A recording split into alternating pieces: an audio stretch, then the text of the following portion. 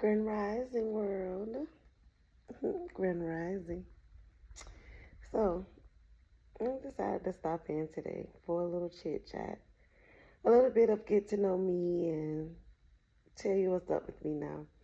So, I never wanted to really be on social media, but as you know, I did get into that situationship in Africa, and my partner wanted to have, I guess, track record of our relationship. So, he made us social media content creators, I suppose. Anyways, that's that. But I did find social media to be entertaining, as one of my friends would say, therapeutic for me as well. But I was in deep thought and I said, let me document it. So if no one's around, I'll talk to you guys and tell you what's going on with me. So, many of you may or may not know, I got pregnant at 15 years old by a grown ass man. Walking from a high school in the backseat of a car in an abandoned location behind an abandoned house.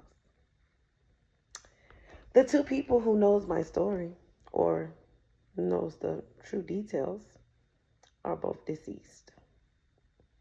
I made mention the story to my mom, who didn't care. So I remained silent most of my life about that. But I'm not here to discuss that another day. But I am here to discuss something that occurred also around that time and what landed me full circle back to where I am now. So, around the time I gave birth, I was 16 and a half. And I was living in Atlanta at the time, and things weren't going the way I wanted it to go. So I did leave and go back to my hometown. And when I did that, I stayed with a family that has always been welcoming to me, and my daughter has always been good to us. We have stepped in and been the family that we needed then, and they still are now. Um, However, I needed my own place, of course. So my mom did come around, and she did make sure I always had somewhere, I guess, put up for myself. It just wasn't going to be with her. She did find a new relationship and a newfound, I guess, love that she decided, she was going to marry, and she didn't want anything to disturb that, and neither did he. So she did set me up in the projects under her name by myself as a team. It was based on her income, so I always had bills, even as a 16-year-old. My rent was a little under 400, but I had to make it do what it do. So at that time, I worked a fast food job. I still attended high school, and I took care of my daughter and paid my bills from one or two hustles, and sometimes even three. So, nonetheless, one day after school, I was getting my hair done by a friend girl that also lived in the projects, a little older than me, of course. Um, and in the middle of her doing my hair, I had to go down to my apartment to grab something. And so I went to get whatever it was, or attempted to get it, whatnot. And this female from school and two strangers that I still to this day don't even know who they were. Adults in my mind, definitely was older than me. They said, hey, we're just going to ransack her house when she walks in, and we're going to stab her up. And that's exactly what happened, y'all. I went in the house. This guy, whoever he was, he held me down, and the girl, who I know who she is, yeah, her name's Jennifer.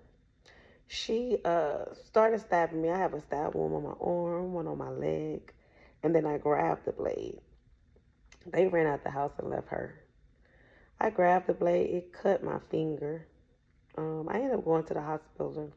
They put stitches on the finger, Later on, I caught an infection that ate my tender, right?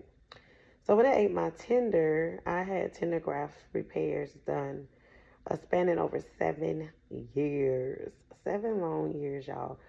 Luckily, I had the two tenders in both arms, so most people have one. So I was able to do the surgery multiple times, and finally, I guess it got semi right. You probably can't see it's a little dark in here. Let me start a part two and get a little lights. Because I just want to explain to y'all how our bad experiences can come full circle and be useful in our future. Because if it wasn't for what I went through then, I wouldn't be able to handle what I'm going through right now. So go ahead, follow me, like, comment, subscribe if this is YouTube, or you can follow if you are on Facebook, because I do want to speak to y'all about overcoming adversity, pushing through what was meant to break you. Recently, my mom sent me a message. I was talking to her about a totally different topic, and she brought up the topic of, your aunt said you turned out to be beautiful. And I thought to myself, what does that mean? Were there people hoping and wishing I would have turned out anything but beautiful, anything but successful, anything but an overcomer? I overcome 7 years of wearing a hand cast, multiple surgeries, graduated high school, attained at that time with those casts 2 college degrees, an associate's and a bachelor's, worked 2 jobs, and cared for a child as a single mom alone. I had support such as Father, my daughter's godfather, a watcher sometimes for me, but ultimately it was me. I remember changing diapers with my teeth in my left hand. I can fully write with my left hand, eat with my left hand, survive without this hand, simply because I was forced to have to. No one came to save me. Not a mom, not a father, no siblings, no friends. No one saved me. I saved me. So when life hits you hard, when it knocks you down, you must remember, as long as you can look up, you can surely get up. Anyways, it'll be a part two. Bye for now.